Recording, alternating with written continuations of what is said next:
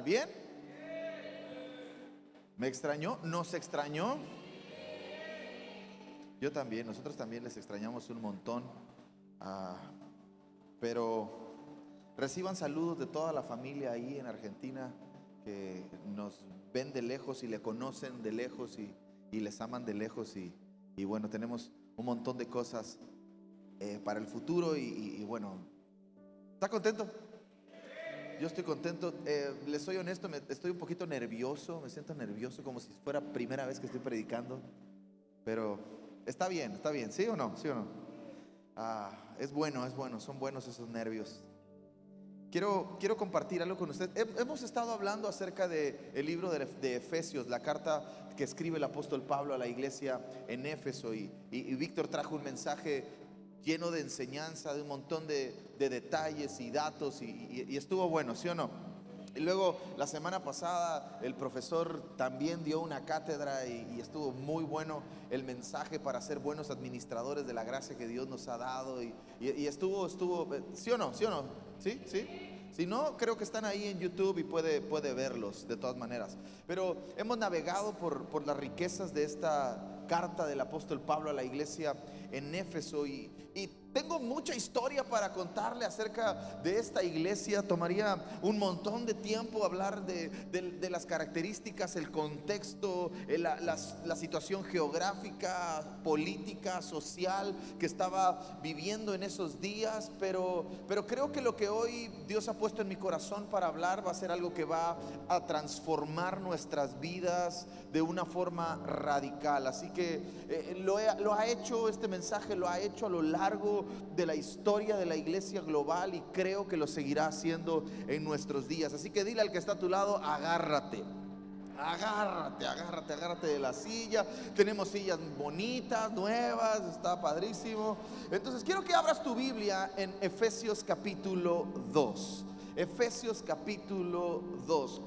Por lo que quede de esta serie, yo te aconsejo a que traigas una Biblia física. Si todavía no tienes una Biblia física, es una buena oportunidad para adquirirla, para comprarla.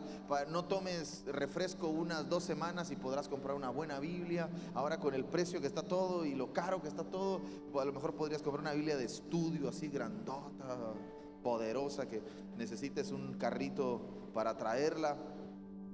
Pero quiero que abras tu Biblia en Efesios capítulo 2. Efesios capítulo 2. Y que puedas ver este capítulo 2 del libro de Efesios, de la carta del apóstol Pablo a los Efesios. Es parte del apóstol Pablo predicando el evangelio a los gentiles en Éfeso.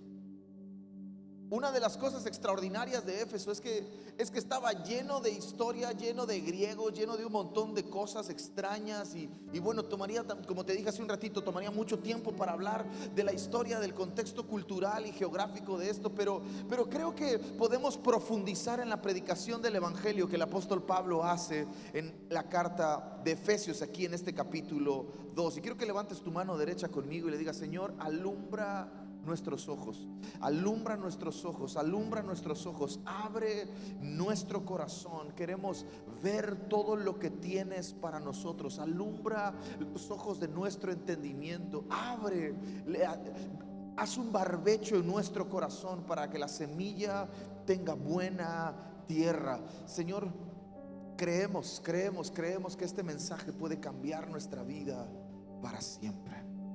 Entonces, ¿estás listo? Efesios capítulo 2, verso 1. ¿Puedes ponerme el piano aquí, por favor? Que no oigo nada. Y lo necesito. Eso. Y a vosotros, dice el apóstol Pablo, estando muertos.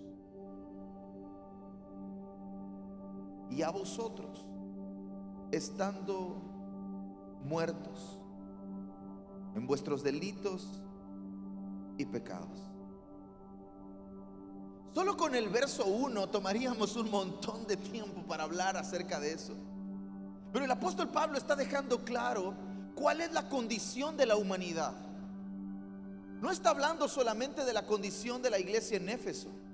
No está hablando solamente de la condición que Éfeso en su espacio geográfico estaba viviendo. Está hablando de la condición de toda la humanidad. Muertos, pero pastor, no estaban muertos. Si les estaban leyendo la carta, no estaban muertos. Muertos está hablando de separación. Muertos está hablando de estar alejados. Muertos está hablando de no estar en el lugar donde tienen que estar. Y Pablo está diciendo, ustedes estaban separados, estaban muertos, estaban lejos, estaban alejados. Y lo que los alejaba eran sus delitos y sus pecados. Ahora, esta es nuestra condición sin Cristo. No es la de unos cuantos. Por favor, escúcheme bien. No es la de unos cuantos. Es la de todos los que aún no han sido despertados con la buena noticia del Evangelio. Ahora, no se trata de si es buena persona y si no le hace mal a nadie.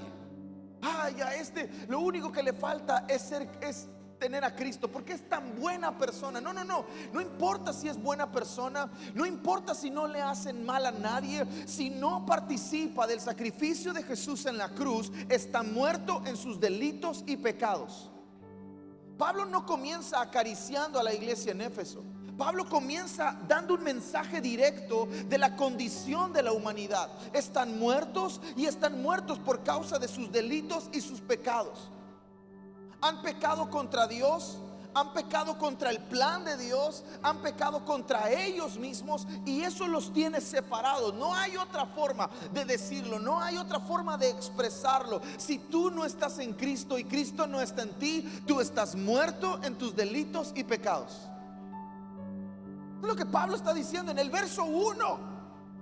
Estando muertos, y vosotros estando muertos en vuestros delitos y pecados.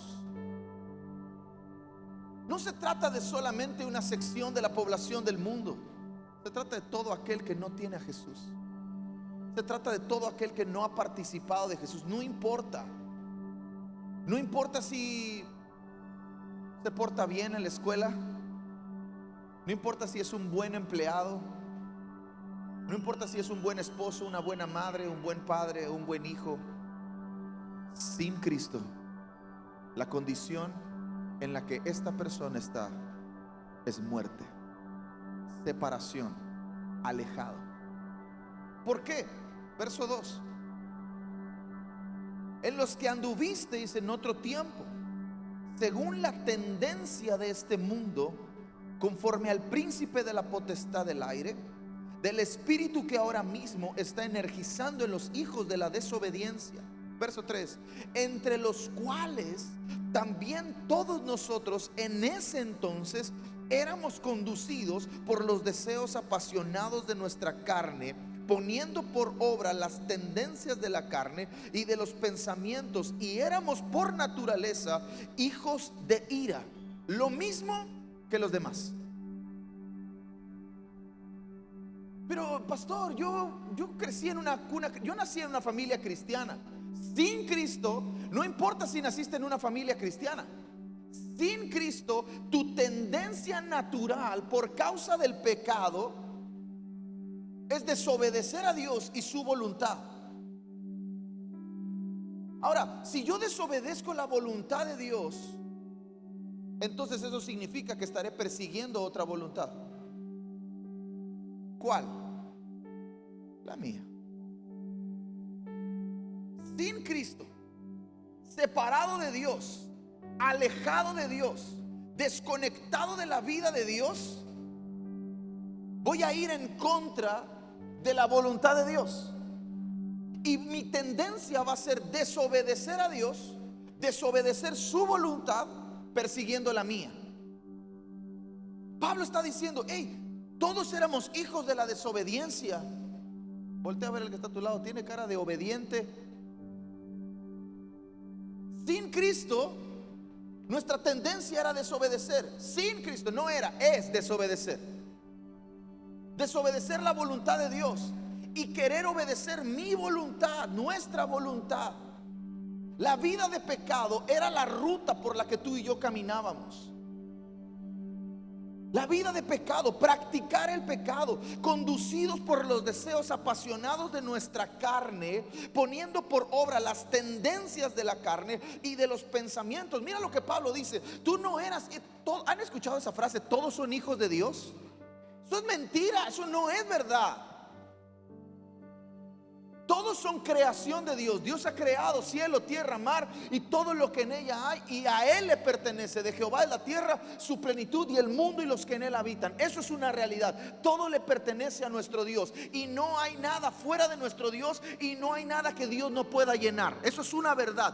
Pero sin Cristo hay algunos que son hijos de desobediencia, y Pablo luego extiende el concepto y lo llama hijos de ira. Es de las cosas más terribles que Pablo está escribiendo a la iglesia en Éfeso. Comenzó diciéndoles que Dios los había escogido desde antes de la fundación del mundo, en amor, habiéndolos predestinado para ser hijos suyos. Ese es el deseo de Dios. Éfeso, iglesia en Éfeso, iglesia en Cancún, tienes que saber que el deseo de Dios es que tú seas su hijo. El deseo de Dios es que Él quiere ser tu padre. Pero sin Cristo, tu condición es ser un hijo de desobediencia y ser un hijo de ira.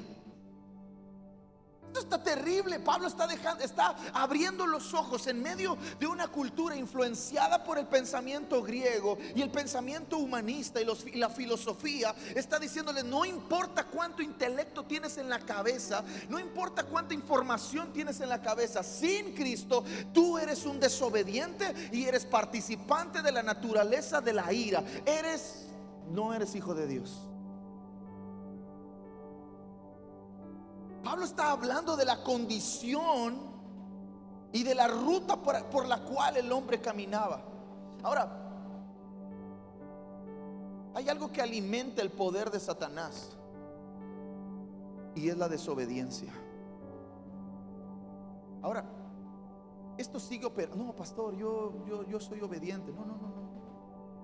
Esto sigue operando y sigue metido dentro de nuestras familias en la iglesia. Cada vez que tú y yo no nos sometemos al evangelio de Dios, tú y yo estamos participando de nuestra vieja naturaleza, que es ser hijos de desobediencia, hijos de ira, y le estamos dando poder a Satanás para que siga operando. Pero Jesús lo venció en la cruz, sí, pero sigue operando, sigue influenciando, y la influencia más fuerte que Él hace sobre nosotros es recordarnos nuestra tendencia antigua, pasada, la vieja ruta por la que caminábamos, y es guiarnos hacia el pecado, volvernos a separar de Él. Fue la desobediencia lo que abrió la puerta a la muerte. Ahora, ¿cómo se ve a alguien que aún está muerto según lo que dice el verso 1? Si el verso 1 dice: estando muertos en vuestros delitos y pecados, el verso 2 continúa diciendo que antes anduvimos en ellos. El verso 3 dice que éramos conducidos por los deseos de nuestra carne. ¿Cómo se ve a alguien eso? Alguien muerto. Quiero describirte cómo se ve a alguien muerto, para que comiences a identificarlo en tu propia vida. Comencemos a identificarlo en nuestra propia vida, pero también prestemos atención a todos los que nos rodean. ¿Cómo se ve a alguien todavía participante de esta muerte, que el evangelio no ha resplandecido sobre ellos, que no han sido alumbrados los ojos? Es alguien que vive en la práctica del pecado, y eso puede ser dentro de la iglesia. Si a ti y a mí, escúcheme bien, póngame atención. Si a ti y a mí pecar no nos causa un conflicto, la realidad es que tú y yo todavía estamos muertos. Si a ti y a mí practicar un pecado, vivir en la práctica constante de un pecado, no despierta algo en nuestro corazón, oye, algo anda mal. Algo tengo que comenzar a escarbar hacia adentro, porque no es normal. Porque si mi condición sin Cristo, ¿cuántos están en Cristo aquí? ¿Cuántos tienen a Cristo en su corazón? ¿Le han entregado su vida a Cristo? Yo le entregué mi vida a Cristo, pastor. Si tú le entregaste tu vida a Cristo, entonces todo esto era tu vida pasada, no puede ser tu vida presente. Si en este momento es tu vida presente, la realidad es que Cristo no tiene tu vida y tú todavía estás muerto.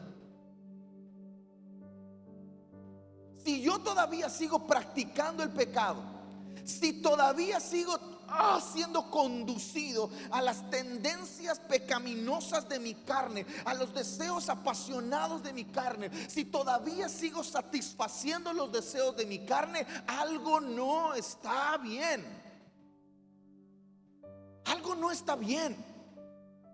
Ay, pero es que no es tan malo. Si eso pasa por tu mente, no es tan malo. Tienes que saber que es súper malo. Es súper malo.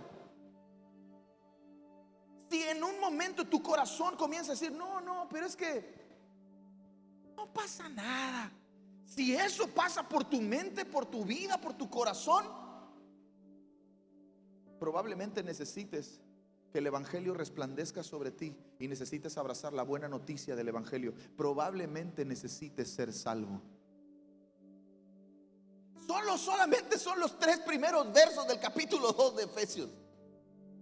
Y Pablo está abriendo la carta y está diciendo, hey, sí, Dios te amó desde antes de la fundación del mundo. Dios te escogió desde antes de la fundación del mundo. Creó todas las cosas para ponerte en ese lugar. La motivación más grande del corazón de Dios para hacer todas las cosas es el amor que te ha tenido desde antes de hacer todas las cosas. Pero tienes que saber que sin Cristo tú estás muerto. Que sin Cristo tienes un Padre y no es Dios. 3 versos, Pablo utiliza 3 versos para dejarnos saber que la santidad de Dios, sin la cual nadie lo verá. ¿Alguien recuerda ese pasaje? Sin santidad nadie verá al Señor.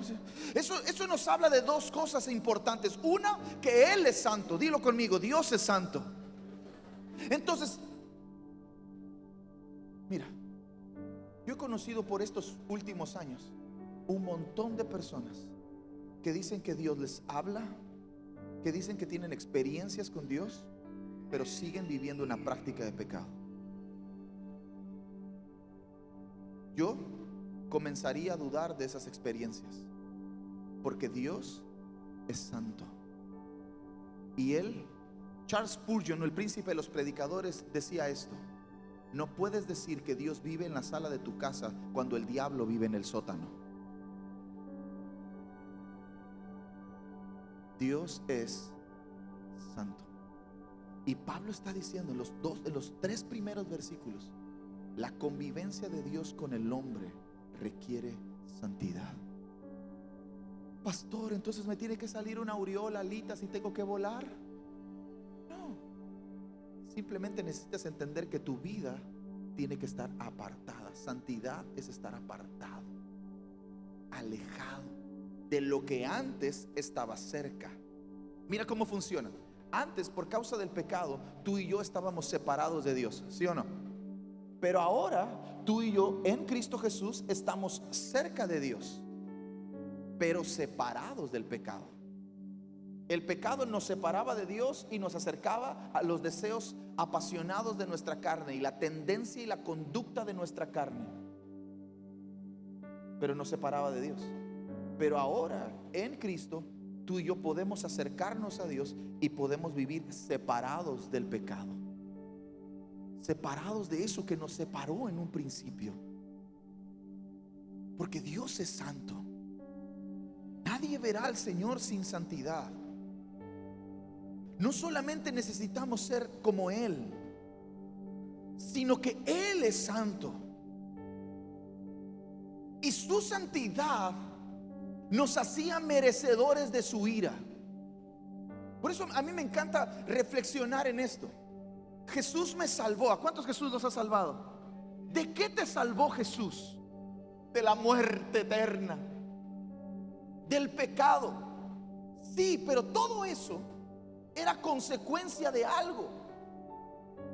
La muerte eterna, la muerte segunda, que luego el apóstol Pablo habla, el morir 2 veces, el juicio de Dios, el que Él nos hallara culpables. La salvación vino para rescatarnos. Escúcheme bien, escúcheme bien. Si alguien te pregunta ¿de qué Jesús te salvó? ¿Sabes de qué me salvó? Me salvó de la ira de Dios. De que el Dios que está sentado en el trono y que es amoroso, paciente, bondadoso, grande en misericordia, pero que un día se va a levantar para juzgar a las naciones, el sacrificio de Jesús me salvó de que ese Dios que es santo me hallara culpable. Y me hizo que yo no recibiera la ira que estaba preparada para mí por causa del pecado. Entonces la salvación no tiene que ver con que Dios te mejore la vida. Entrégale tu vida a Cristo y se acabarán tus problemas. No. Tú lo que necesitas es entregarle tu vida a Jesús para que se resuelvan todos los asuntos que tienes en tu familia. No. Tú lo que necesitas es entregarle tu vida a Jesús para que se resuelva tu condición eterna. Porque un día, hoy es tiempo de acercarnos. Hoy es un día en el que Él puede ser hallado. Hoy es un día en el que su misericordia está siendo extendida. Pero vendrá un día donde Él se levantará para juzgar a las naciones. Y a ti y a mí nos conviene estar del lado correcto y no del lado incorrecto. Nos conviene tener a Dios de amigo, no nos conviene tener a Jesús de enemigo. Eso es lo que Pablo está diciendo en estos primeros 3 versos. Dios es santo y su santidad nos hacía merecedores de su ira.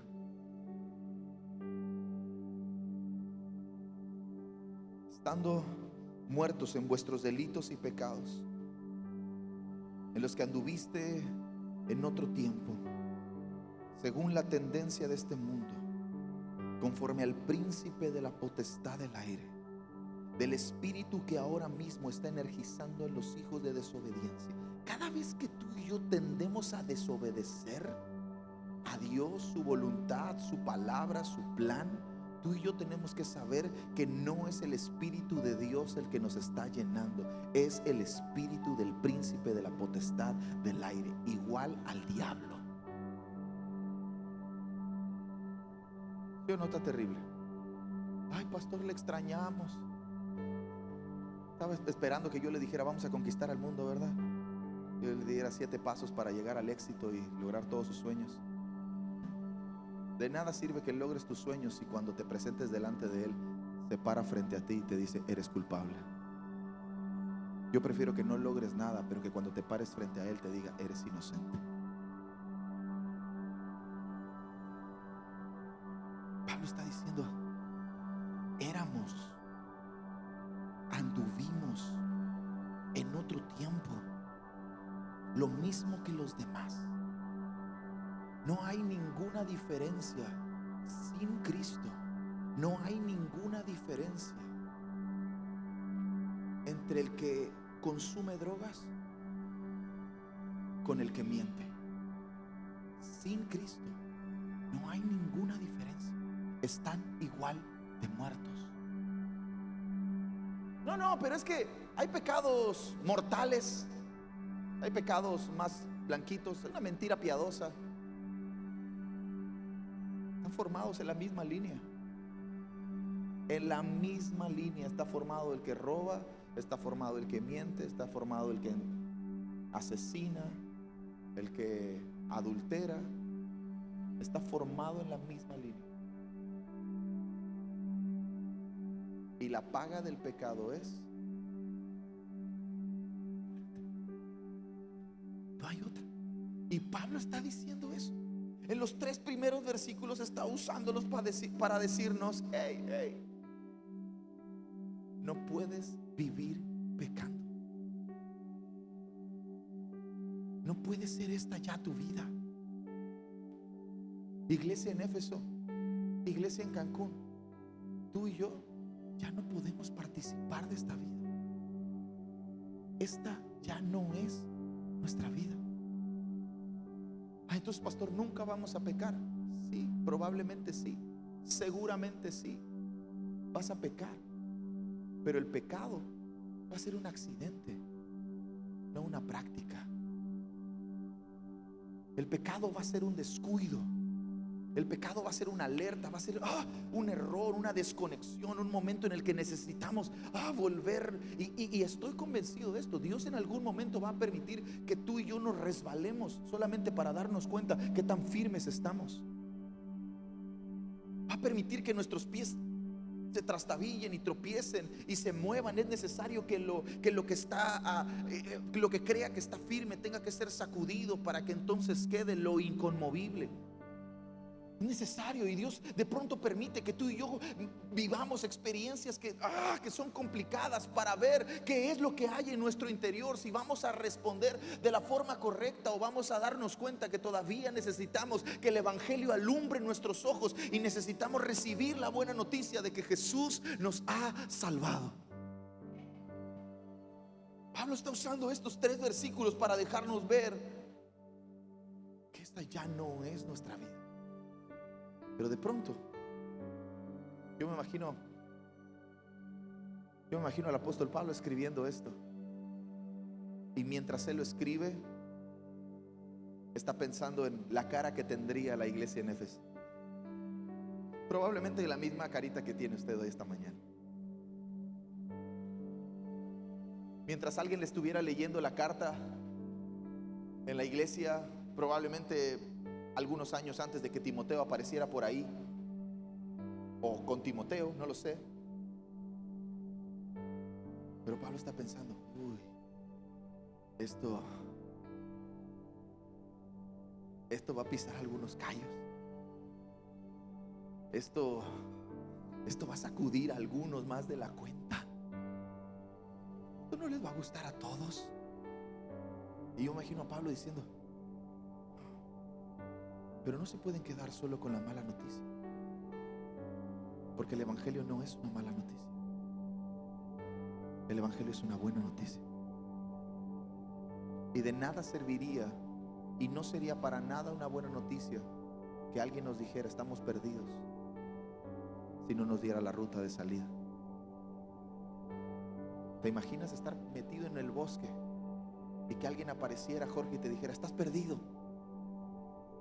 Ya lo sé, estoy perdido. La pregunta no es si estoy perdido, la pregunta es cómo salgo de aquí.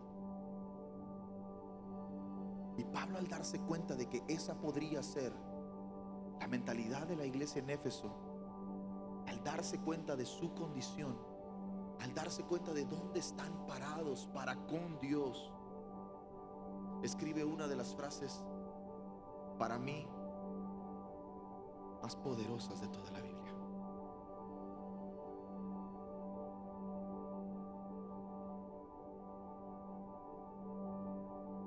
Verso 4.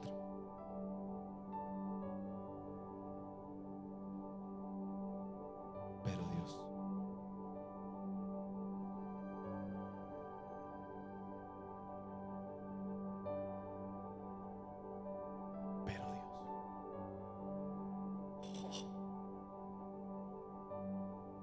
si esto no hace temblar tu corazón,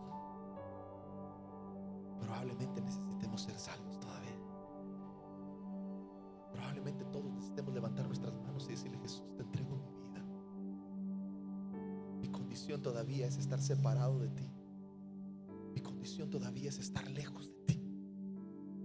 Mi vida todavía está envuelta en prácticas de pecado. Te necesito. Y Pablo escribe: pero Dios. ¡Qué frase! Yo no puedo imaginar al apóstol Pablo escribir esto sin lágrimas en sus ojos y fuego en su corazón. Después de revelar la condición del ser humano, comienza a hablar del carácter del Dios que tú y yo tenemos. Ese Dios de Efesios capítulo 1, que le deja saber que en amor los había predestinado desde antes de la fundación del mundo para ser aceptos en el amado, para ser adoptados como hijos suyos. Les deja saber la santidad de Dios, pero ahora comienza a revelar el corazón de ese Dios.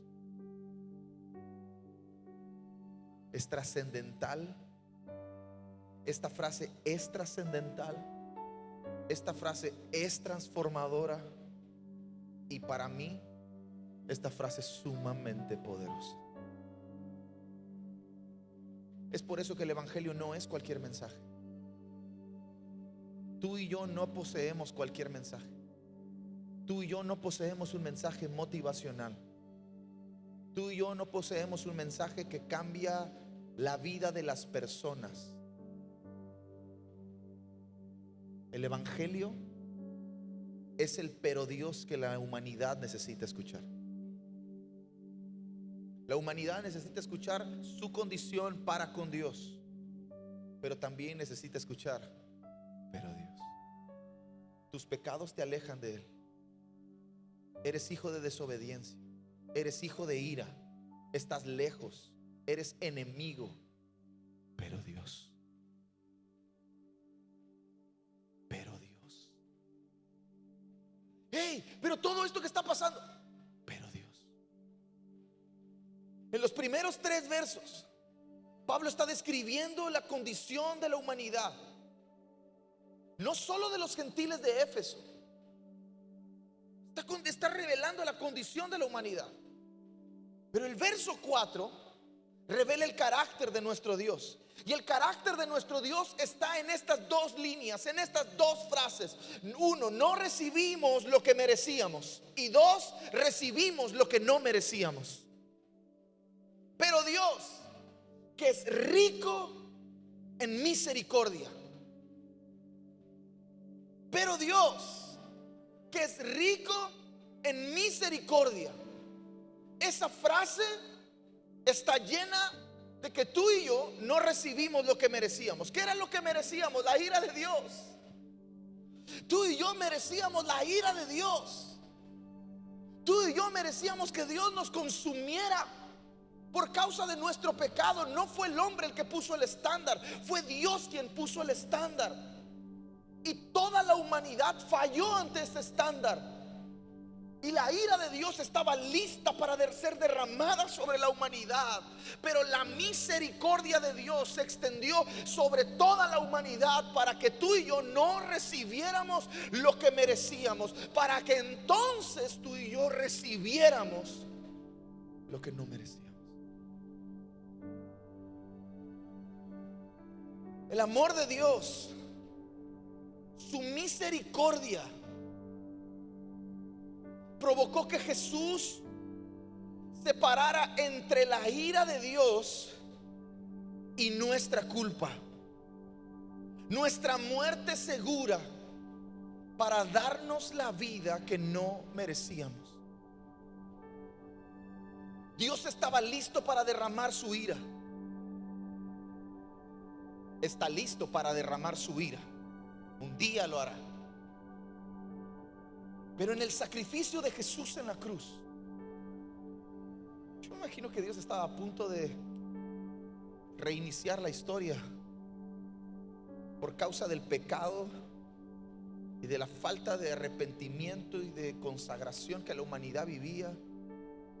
Y de pronto Jesús, el Cordero inmolado desde antes de la fundación del mundo, se pone de pie y le dice: no, son culpables, pero no tienen cómo pagar. Son pecadores, viven lejos, están apartados, pero su sangre no es lo suficientemente pura para pagar el precio de la reconciliación. Pero la mía sí. Entonces, no pongas tu ira sobre ellos, ponla sobre mí.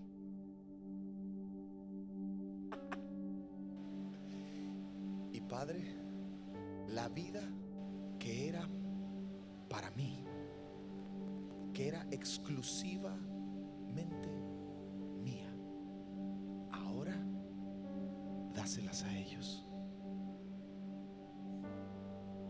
La misericordia de Dios hizo que Jesús separara entre nuestra culpa y la ira. que recibiéramos lo que no merecíamos. Solo mira a tu alrededor. Si por un momento olvidas dónde estabas y dónde estás ahora, solo tienes que mirar a tu alrededor. Tienes lo que no mereces. No, pastor, yo me he esforzado. No, pastor, yo le he echado ganas. No, pastor, ha sido mi preparación académica. No, ha sido mi buena carita.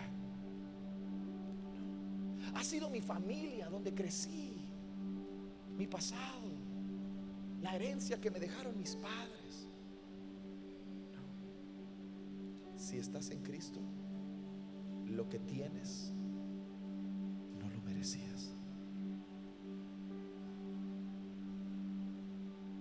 Eso se llama misericordia, gracia. Solo tienes que mirar a tu alrededor. No hemos recibido lo que sí merecíamos, pero Dios, dilo conmigo, pero Dios. Hace 16 años que le entregué mi vida a Jesús. Hace 16 años que me di cuenta de la condición en la que estaba, que mi vida no estaba bien. Yo era de los que pensaba que Dios es para los viejitos. Era de los que iba a la iglesia cuando alguien se moría o alguien se casaba, o no sé, ahí esporádicamente aparecía en la iglesia, o cuando llegaba Semana Santa, ¿verdad? Aparecen todos los cristianos, católicos y todas las religiones, ¿verdad? Ya Semana Santa, ay, ahí viene, hay que ir porque es sábado santo y domingo de gloria y no sé qué, ni sé esas cosas. Pero yo ahí estaba en la iglesia pero hace 16 años el evangelio resplandeció en mis ojos, en mi corazón. El velo se corrió y de lo primero que me di cuenta fue de cuánto Dios me ama. Y ese amor que Él nos tiene me hizo también darme cuenta de la condición en la que estaba.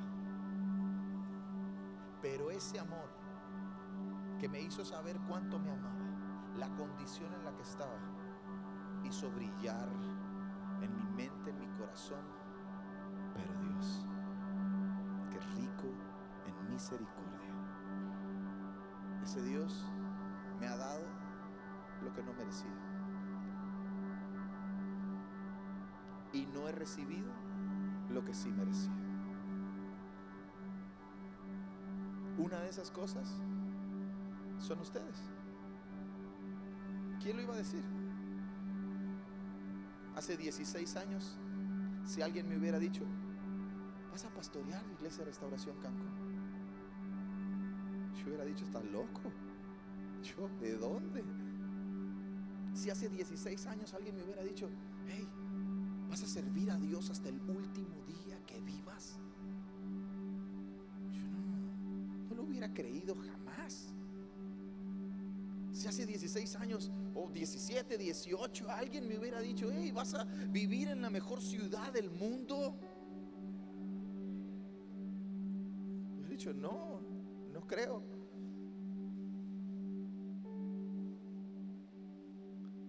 Pero Dios nos ha entregado una familia, que podemos vivir en familia. Nos ha permitido vivir y disfrutar cosas que jamás imaginamos que pudiéramos vivir. no ha sido con nuestras fuerzas, no ha sido con nuestras habilidades, no va a ser con tus fuerzas, no va a ser con tus habilidades, va a ser con esta sencilla frase: pero Dios. Cuando recibas algo que no mereces, recuerda esto: pero Dios. Cuando no recibas algo que mereces, pero Dios. Y no sé si allá atrás están listos, pero otra de las cosas que ahora puedo disfrutar es de mi esposa.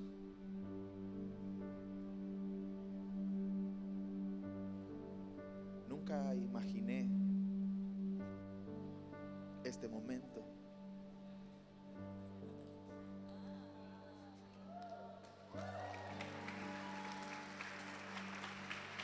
Feliz cumpleaños, mi amor.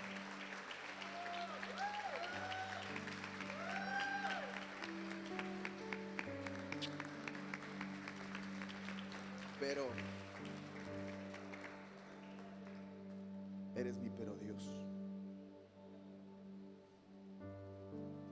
Eres la muestra más grande de Dios para mí, para decirme: Toño, mi misericordia se ha extendido sobre ti. Eres todo lo que no merezco. Te amo un montón. Y son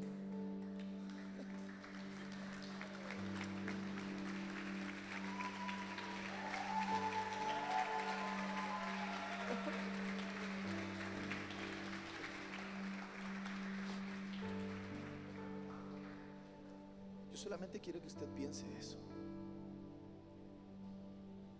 ¿Cuántas cosas damos por sentado que tenemos y obviamos en nuestra vida sin darnos cuenta que todo eso ha sido pero Dios?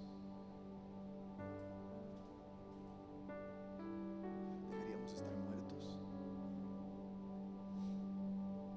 Deberíamos estar lejos. Éramos merecedores de la ira de Dios.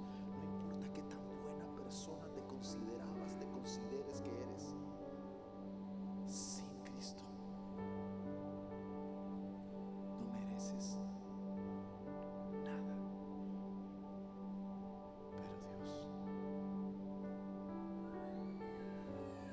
Veo a mi esposa, veo a mis hijas, les veo a ustedes, veo a la iglesia, veo a los amigos.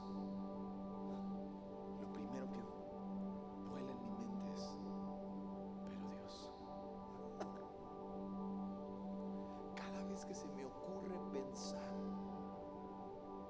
que es por nuestras habilidades, aparece Efesios capítulo 2 en la pantalla de mi mente. Y estando muertos en sus delitos y pecados, en los cuales anduviste y eras conducido por tu tendencia apasionada de tu carne, te hacía hijo de desobediencia, hijo de la ira. Pero Dios, que es rico en misericordia. Efesios capítulo 2 es el recordatorio de la gracia de nuestro Dios. Es el recordatorio de que la salvación no tiene que ver con nuestro esfuerzo. Es el recordatorio de que la salvación tiene que ver con el amor de Dios que ha sido derramado en la cruz por nosotros. Isaías capítulo 53. Vamos rápido, Isaías capítulo 53.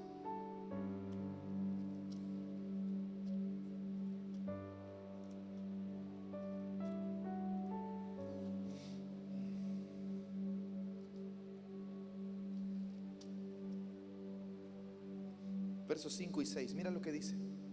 Versos 5 y 6, Isaías 53, 5 y 6. Pero Él fue traspasado por nuestras transgresiones, molido por nuestros pecados. El precio de nuestra paz cayó sobre él, y por su herida fuimos sanados. Todos nosotros nos descarriamos como ovejas, cada cual se apartó por su camino, pero Dios cargó en él el pecado de todos nosotros. Verso 10. Quiso Dios quebrantarlo y someterlo a padecimiento. Cuando su vida haya sido puesta en sacrificio expiatorio, verá a su descendencia.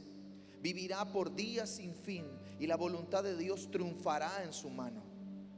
A causa de la aflicción de su alma, verá luz y quedará satisfecho. Por su conocimiento, mi siervo, el justo, justificará a muchos y cargará con los pecados de ellos. Por tanto, yo le daré parte con los grandes, y con los fuertes repartirá despojos, por cuanto derramó su vida hasta la muerte, y fue contado con inicuos, habiendo cargado el pecado de multitudes y orado por los transgresores. Isaías 53 nos está describiendo a Jesús sangrando desnudo. Isaías 53 nos está describiendo a los soldados endemoniados, a Satanás burlándose de él. Nos está describiendo a Jesús solo, sin sus amigos. Nos está describiendo a Jesús en silencio, sin defenderse, y con todo eso absorbiendo nuestros pecados. Jesús en la cruz estaba absorbiendo nuestros pecados. Jesús en la cruz estaba recibiendo la ira de Dios cayendo sobre él. Jesús en la cruz estaba haciendo que paz y reconciliación con Dios fueran compradas a precio de la sangre perfecta del Cordero. En su muerte Jesús estaba matando la enemistad provocada por el pecado, pero Dios en la resurrección de Jesús cambió nuestra posición eterna. Efesios capítulo 2 tiene que abrir nuestros ojos para hacernos darnos cuenta que ya no estamos donde deberíamos estar, y ahora estamos donde nunca debimos haber estado. La resurrección de Jesús cambió nuestra posición eterna.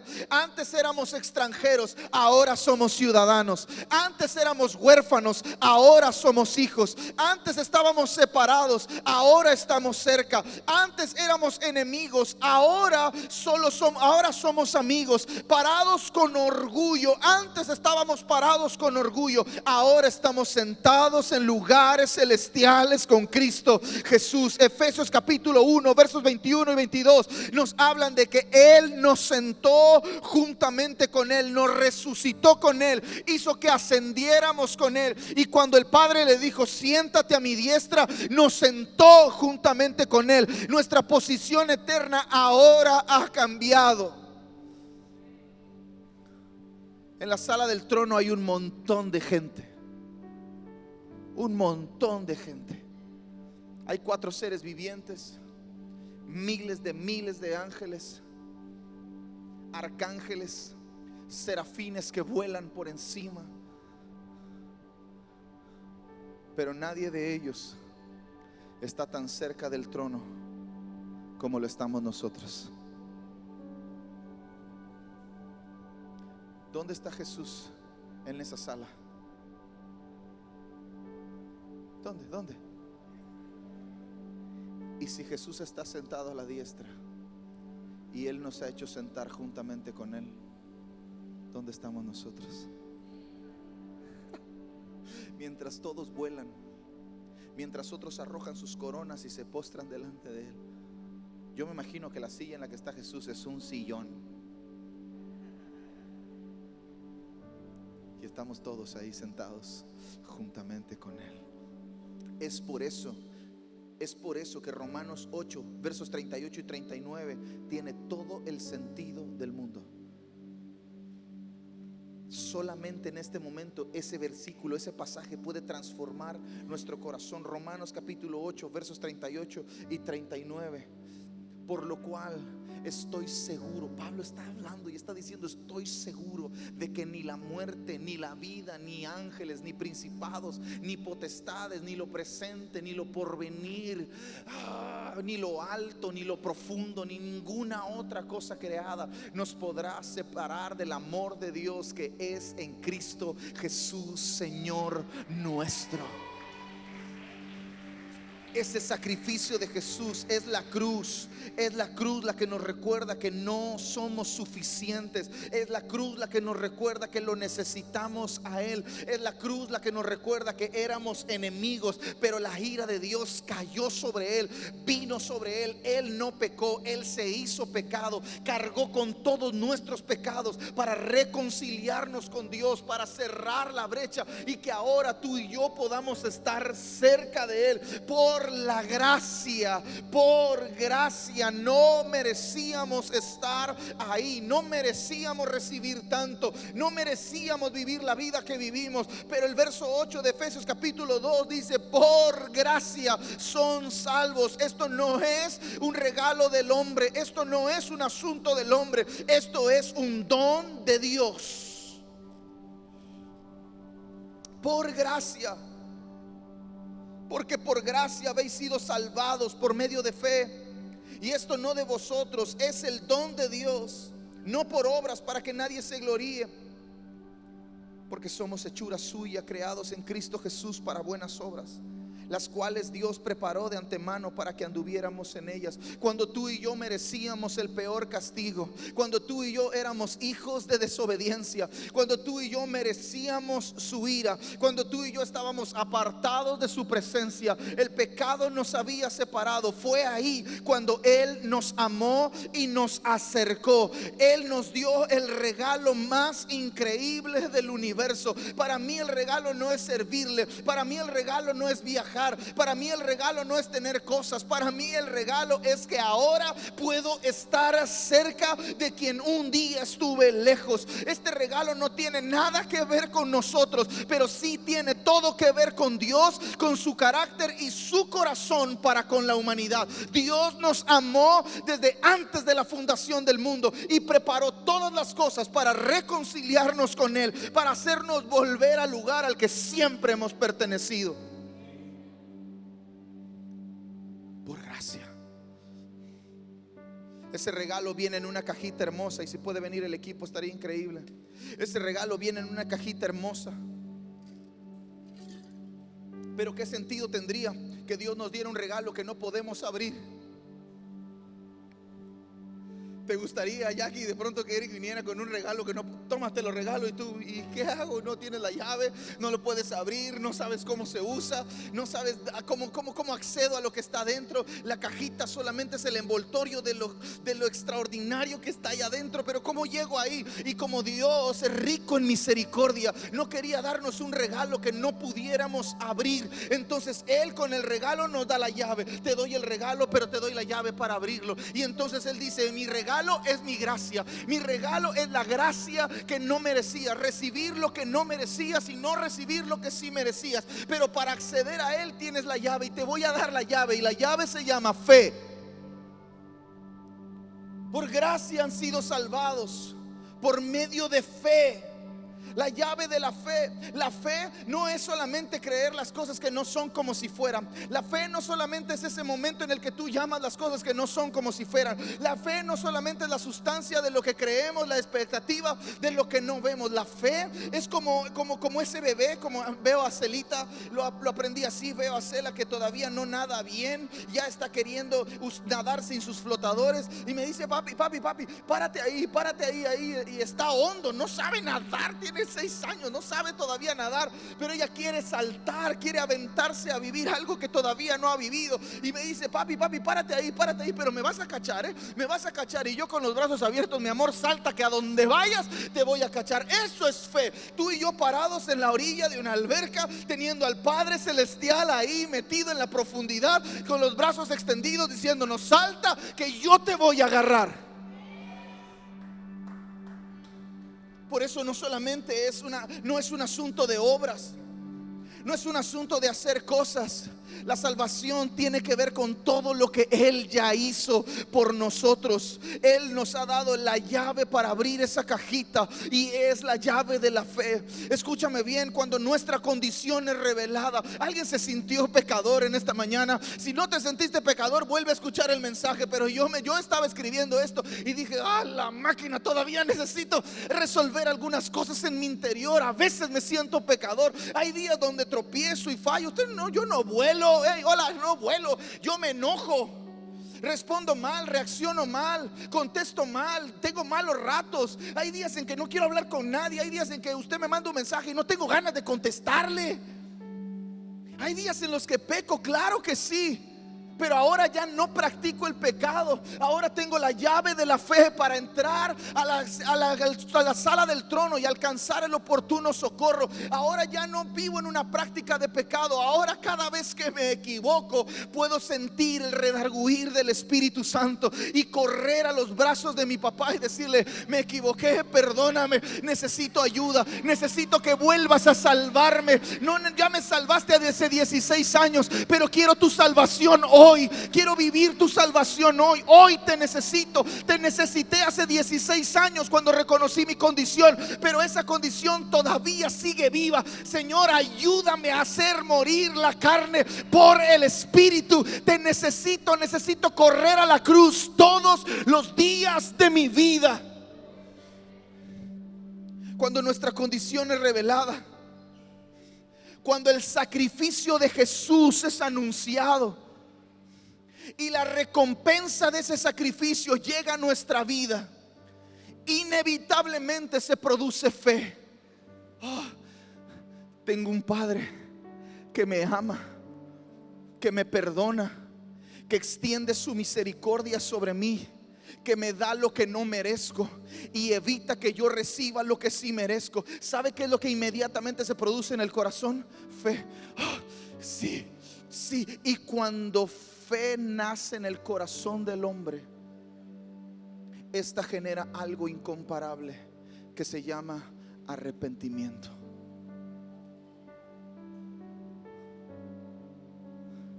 La gracia que tú y yo recibimos en Efesios capítulo 2 verso 8, por gracia han sido salvados.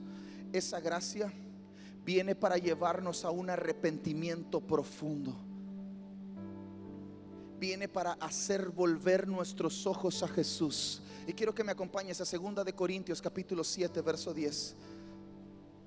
2 de Corintios capítulo 7 verso 10. Porque la tristeza que es según Dios, porque la ¿qué? Tristeza. Mira, este es Pablo describiendo a un hombre que se ha equivocado.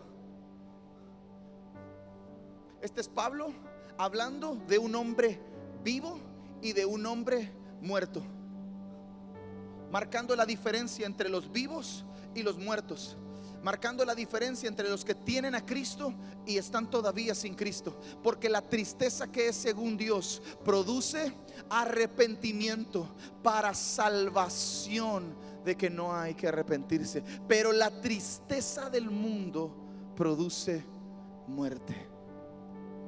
Hay un montón de gente que se da cuenta de su condición y se siente triste, pero no quiere cambiar. Dice: sí, pastor, me doy cuenta, pero bueno, ¿qué le hacemos? Pero cuando tú has despertado, cuando fe ha llenado tu corazón y comienzas a sentirte redarguido y empiezas a entristecerte, y la tristeza que produce según Dios inmediatamente te lleva a decir: Señor, necesito tu ayuda. Comenzamos a invocar el nombre del Señor.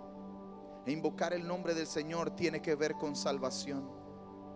Invocar el nombre del Señor tiene que ver con levantar nuestros ojos a Él y decirle: te necesito hoy como te necesité hace 16 años. Y probablemente te voy a necesitar mañana como te estoy necesitando ahora. Hechos capítulo 17 verso 30.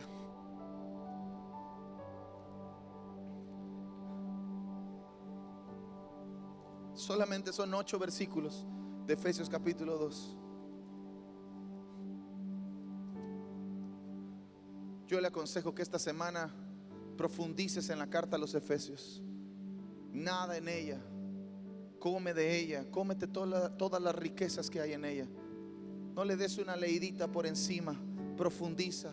Si de pronto un verso viene y salta a la luz, ve a Él, nada en Él, profundiza, escudriña, pregunta, hazle preguntas al texto, hazle preguntas a la palabra, pregúntale al escritor. Qué increíble que la Biblia es el libro que puedes leerlo con el escritor a un lado, ¿no? Está chido eso. Hechos capítulo 17, verso 30. Pablo está predicando en Atenas y está hablando más o menos a la misma gente que luego hablaría en Hechos 19 en Éfeso. Y Pablo en el verso 30 está diciéndole: pues bien Dios, pasando por alto los tiempos de ignorancia, pasando por alto los tiempos de ignorancia. ¿Qué dices? Habiendo pasado por alto los tiempos de esta ignorancia. ¿Cuál ignorancia? La ignorancia de no saber que éramos pecadores y que necesitábamos salvación. La ignorancia de no saber cuál era nuestra condición y cuál era la condición del Dios que está sentado en el trono. Dios pasó por alto eso. Dios, habiendo pasado por alto esto, tiene una instrucción. Dios manda una cosa a todos los hombres y en todo lugar: que se arrepientan. Entonces, cada vez que tú y yo exponemos el evangelio, tú y yo no podemos decirle a la gente: Dios quiere cambiar tu vida para que se te acaben los problemas. No, Dios no quiere que se te acaben los problemas. Dios quiere que te arrepientas. Dios quiere que cambies tu manera de pensar. Arrepentimiento tiene que ver con ir en una dirección y que de pronto algo aparece en medio del camino que te hace darte cuenta que la dirección a la que ibas, al único lugar a donde te iba a llevar, era lejos de Dios. Y cuando fe nace en el corazón, arrepentimiento comienza a dar sus frutos e inevitablemente cambiamos de dirección y ahora vamos hacia nuestro propósito eterno. El Padre está diciendo en toda la tierra a todos los hombres, en todo lugar, que es necesario que se arrepientan, porque viene un día en el que Él ha resucitado a un hombre para juzgar a todas las naciones. Un día el que está sentado a la diestra del Padre se va a poner de pie, vendrá como juez. Cantábamos hace un rato que vino como cordero, vino como redentor, pero en su segunda venida Él vendrá como un juez, Él vendrá como un rey, y su juicio será justo. Y si tú y yo no somos amigos de Dios, entonces tú y yo seremos enemigos de Dios. Y Jesús teñirá sus vestiduras con la sangre de sus enemigos. Entonces, en este punto de nuestra vida, reconocer nuestra condición, reconocer su condición, reconocer nuestra necesidad de Él, de un Salvador, y que no es en nuestras fuerzas, que es por su gracia, y que podemos entrar ahí solamente diciendo: creo en el sacrificio que has hecho por mí. Creo que no merecía lo que estoy viviendo. Creo que no estoy viviendo lo que sí merecía. Gracias por eso. Arrepentimiento. Fe produce arrepentimiento, y el arrepentimiento nos lleva a salvación. Volvamos nuestros ojos al Señor. Él es nuestro pronto auxilio. Pablo está predicando el evangelio eterno a un lugar sumamente difícil, y provocó uno de los despertares, uno de los más grandes despertares de la historia de la iglesia en Éfeso. La historia recuerda el avivamiento de Éfeso. La Biblia registra el despertar que hubo en Éfeso. Todo porque un hombre decidió predicar el evangelio eterno, el evangelio completo. Él vino, Él está salvando ahora, y Él un día volverá. Para mí, Cancún no es Éfeso. Cancún no es tan difícil. Y si llevamos pero Dios a todos los rincones, primero a nuestros corazones y desde ahí a cada lugar. Si primero aceptamos y recibimos y entendemos ese pero Dios para nosotros, entonces comenzaremos a tener autoridad para llevar ese pero Dios a otros lugares, y entonces veremos a Dios hacer lo que hizo en Éfeso. Los esclavos serán liberados, los enfermos serán sanados, Los muertos serán resucitados, los que están lejos serán acercados, los enemigos serán reconciliados, y todo por el pero Dios, que es rico en misericordia. Puedes ponerte de pie.